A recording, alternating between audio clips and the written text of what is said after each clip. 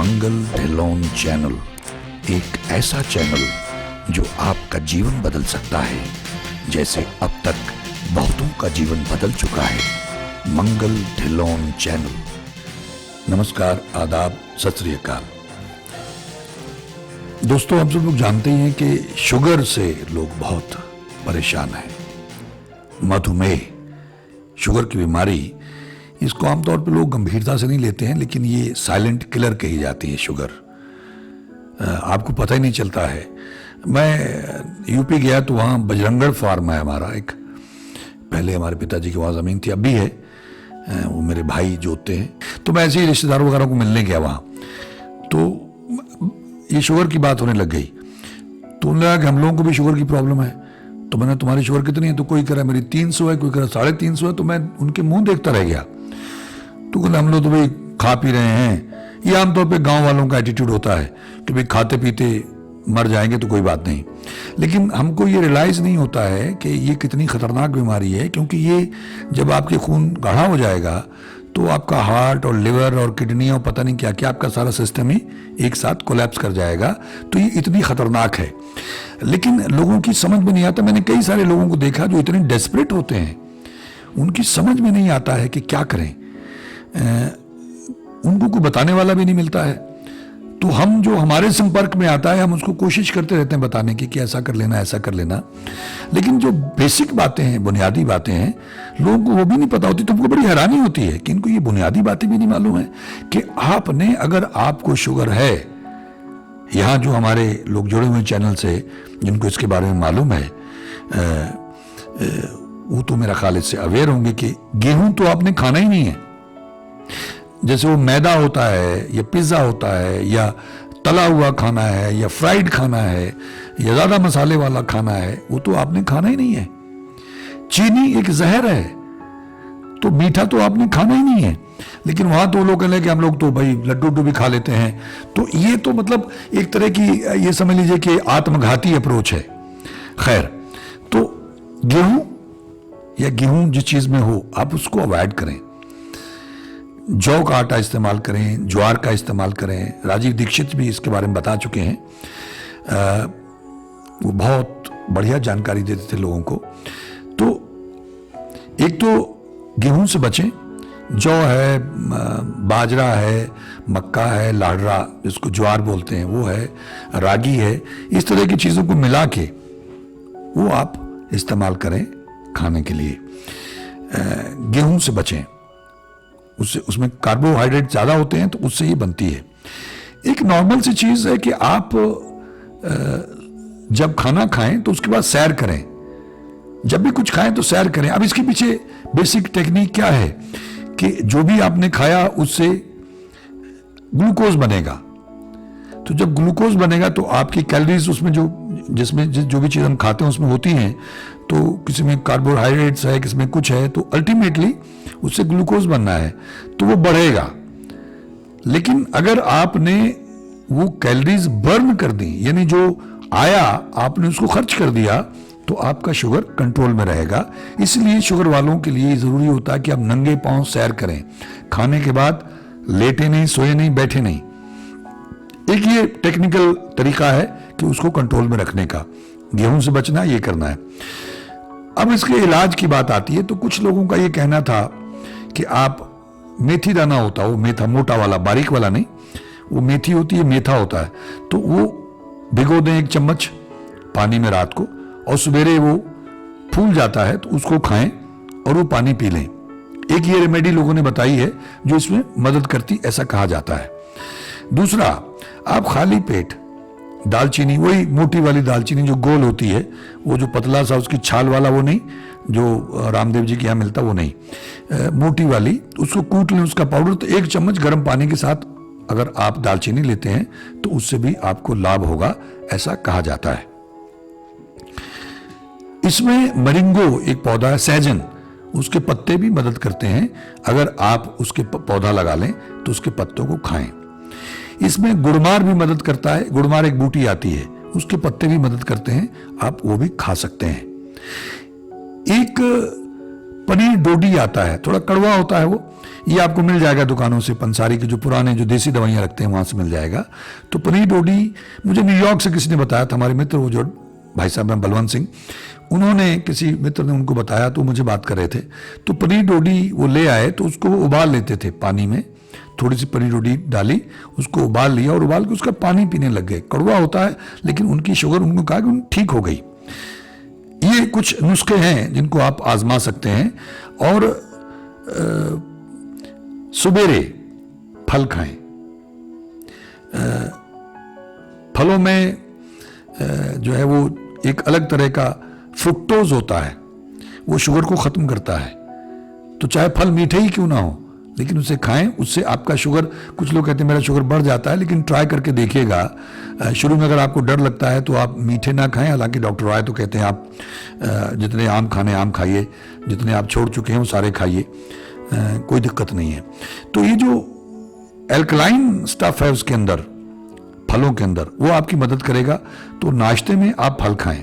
पहले आप वो दालचीनी पाउडर लें गर्म पानी के साथ में, ये मेथी दाना लें, और उसके बाद में यानी जब आपने वो लिया पाउडर दालचीनी का तो आपने कम से कम पौना 1 घंटा कुछ खाना नहीं है, और उसके बाद में आप ये मेथी दाना ले लें और फिर उसके बाद फल वगैरह खाएं, और फिर सैलेड और कच्ची सब्जी वगैरह खाएं। आप दोपहर के बाद में जो भी आपने खाना है, जैसे मैंने कहा गेहूं तो अवॉइड ही करिएगा, ये करिए। एक पंजाब में मैंने, हमारे यहाँ किसी को दिक्कत थी तो वहाँ दुकानों पे, किसी भी तरह की दुकान पे आ जाए, परचून की दुकान पे जाएं, दवाई की दुकान पे जाएं, तो कब्ज दी फक्की, तो मैंने उससे पूछा ये क्या, तो नहीं ये कब्ज की फक्की है। तो मैंने यार दे दो भाई, तो मैंने जिसको दिक्कत थी उसको दे दी, तो उसको उससे राहत मिली। तो ऐसे ही जब बॉम्बे से एक दिन आया मैं, तो किसी दुकान पे खड़ा, तो वहाँ फिर एक लटका हुआ था शुगर दी फक्की, यानी शुगर की फक्की। तो मैंने उनको पूछा ये क्या है, ये काम करता है? तो उसने कहा, तो मैंने कहा दे दो भाई।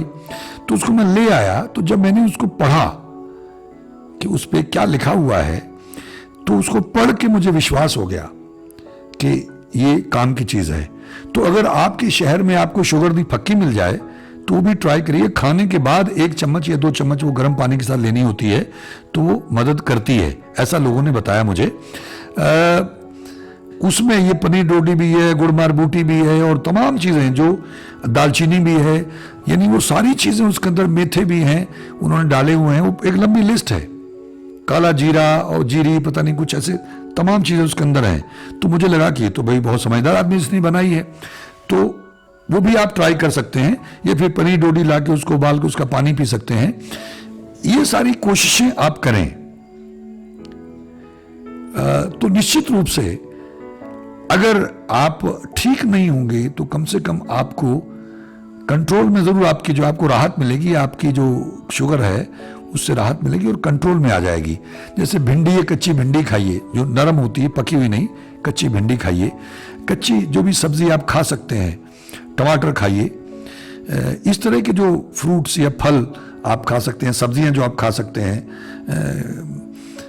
शिमला मिर्च आती है, तो खीरा आता है, तो सैलड्स में कुछ देखिए। तो इनको जब आप खाएंगे तो उससे आपको निश्चित रूप से इसमें लाभ होगा। एक पौधा आ गया, अभी उसका नाम वो लोग करें, इंसुलिन है। जैसे गुड़मार है, ऐसे इंसुलिन, मुझे लगता है कि उन्होंने गुड़मार का ही नाम इंसुलिन रख दिया है, सुनने में बड़ा इंटरेस्टिंग लगता है। तो उसकी पत्तियां, अगर वो पौधा आपको किसी नर्सरी से मिल जाए तो ले आइए, उसकी सेवा करें, तो उसके पत्ते खाएं, उससे भी लाभ होता है। तो जो लोग बहुत डेस्परेट हैं वो होम्योपैथी की ये मेडिसिन जो मदर टिंचर है, साइजियम जम्बोलनम 30, इसकी जो पोटेंसी है वो 30 है। साइजियम जम्बोलनम, ये आपके सामने है उसका पिक्चर। एक ही सज्जन ने ट्राई किया, 8-10 बूंदें इसकी आप पानी में डाल के खाना खाने के तकरीबन आधा घंटा बाद लें, और इसमें लहसुन प्याज वगैरह आपने नहीं खाना है। जिन चीज़ों की ज़्यादा तेज स्मेल होती है वो इस्तेमाल नहीं करनी है। तो जिस सज्जन ने इसे इस्तेमाल किया वो कई चीज़ें पहले ट्राई कर चुके थे, लेकिन उससे उनको उतना लाभ नहीं हुआ था जितना इस दवाई से हुआ है। और उनके मुताबिक ये टॉप मोस्ट मेडिसिन है होम्योपैथी में शुगर के लिए, उसको कंट्रोल करने के लिए। तो आप लोग ये भी ट्राई कर सकते हैं, मुझे उम्मीद है ईश्वर भला करेंगे। शुगर को कंट्रोल करने का एक और नुस्खा है जो मुझे किसी मित्र से पता चला। मिस्टर अरोड़ा हैं दिल्ली में, उन्होंने ये लाडी जी को बताया और उनसे मुझे ये पता चला कि ये तीन ही चीज़ें हैं, लेकिन जिन्होंने इसको ट्राई किया उनका ये कहना है कि उनको इससे बहुत लाभ हुआ। बल्कि वो तो यहाँ तक कह रहे थे कि अगर इसको आप रेगुलरली खाते हैं तो अपने पास आप अपनी शुगर आपकी नीचे न चली जाए तो चॉकलेट वगैरह ज़रूर रखें अगर अचानक आपकी शुगर ज़्यादा नीचे चली जाती है, ताकि आप उस वक्त वो चॉकलेट खा के उसको ऊपर ला सकें। अब इसमें कितनी सच्चाई है, अगर आप इसका प्रयोग करेंगे तो आपको पता चल जाएगा। ये तीन चीज़ें हैं, गुलबंदी बादाम, भुना हुआ चना और इंदर जौ, इसको कड़वे जौ भी कहते हैं। इन तीनों चीज़ों को बराबर मात्रा में ले लें और इनको पीस के इनका एक पाउडर बना लें। इनका एक एक चम्मच दिन में 3 बार लेना है, किसी भी समय उनके मुताबिक जो उन्होंने मुझे बताया, जो भी समय आपको ठीक लगे, सुबह दोपहर शाम एक एक चम्मच आप इसका लें तो इससे शुगर कंट्रोल होती है, ऐसा उनका कहना था। ट्राई करने में कोई हर्ज नहीं, क्योंकि हमारे पास कोई ऐसा सुनिश्चित दवा नहीं है जो शुगर को कंट्रोल कर सके। तो तरह तरह के तरीके हैं, नुस्खे हैं जिनको आप ट्राई करें, जो जिसको सूट कर जाए। एक और नुस्खा है, ये रामपुर के एक हकीम हैं, शायद अत्री ब्रदर्स उनका नाम है, तो उनसे ये मिला था काफ़ी पहले। इसमें 3-4 चीज़ें होती हैं। एक तो है कौड़तुम्मा, उसको पंजाबी में कौड़तुम्मा बोलते हैं, ये आमतौर पे खेतों में होता है। अंद्रायन भी बोलते हैं इसको और हंजल भी बोलते हैं। ये और गूंद कतीरा, ये गूंद कतीरा आपको पंसारी की दुकान से मिल जाएगा, और ये हंजल, कौड़तुम्मा, अंद्रायन, ये एक ही चीज़ के 3 नाम हैं, अंद्रायन, हंजल और कौड़तुम्मा। पंजाबी में कौड़तुम्मा इसको बोलते हैं। तो ये ले लें, गूंद कतीरा ले लें, और एक सरस के बीज होते हैं, उसको तुख्म सरस भी कहते हैं, सरस के बीज, ये आपको पंसारी की दुकान से मिल जाना चाहिए। तो इनको आप बराबर मात्रा में लेके 100-100 ग्राम ले लें या 200 ग्राम ले लें, आप उनको कूट के या अलग अलग कूट लें या एक साथ कूट लें, एक पाउडर बना लें।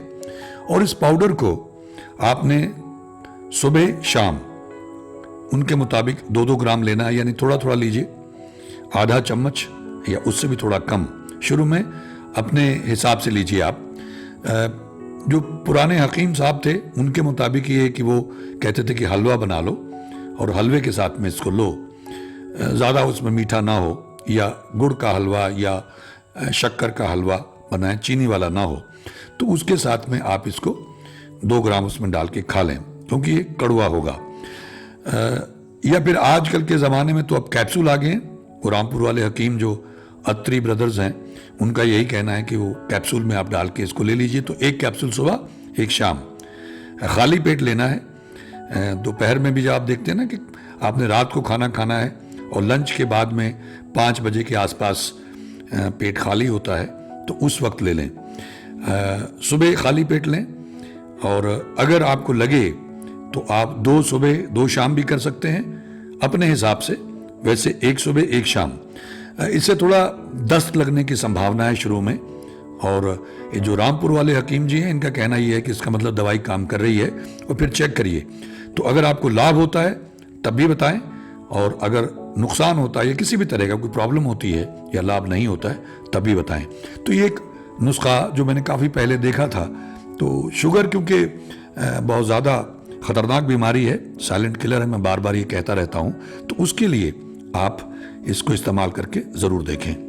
एक चटनी वाला भी है जो सोशल मीडिया में भी काफ़ी पहले घूमता था, वो मुझे भी कन्विंसिंग नहीं लगा, लेकिन ये दिल्ली से सज्जन मुझे बता रहे थे कि वो कारगर है।